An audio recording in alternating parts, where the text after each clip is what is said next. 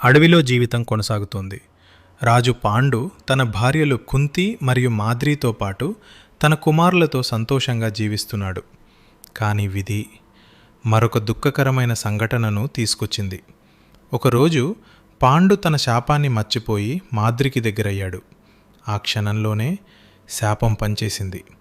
పాండు అక్కడికక్కడే ప్రాణాలు కోల్పోయాడు. మాద్రి తీవ్రంగా బాధపడింది. తన భర్త మరణానికి కారణమయ్యానని భావించింది. ఆ బాధను తట్టుకోలేక ఆమె పాండు చితిపై సతి అయింది.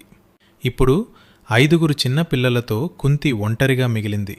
ఆమె తన కుమారులను తీసుకుని హస్తినాపురానికి తిరిగి వెళ్లాలని నిర్ణయించింది. కొద్ది రోజుల ప్రయాణం తర్వాత వారు హస్తినాపురానికి చేరుకున్నారు.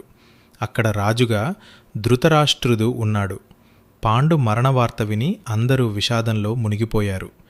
భీష్మ పాండవులను చూసి చాలా సంతోషించాడు. అతను వారిని ప్రేమగా ఆలింగనం చేసుకున్నాడు.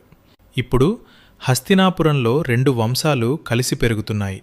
ఒకవైపు యుధిష్ఠిర, భీమ, అర్జున, నకుల, సహదేవ. మరోవైపు దుర్యోధన మరియు అతని 100 మంది సహోదరులు.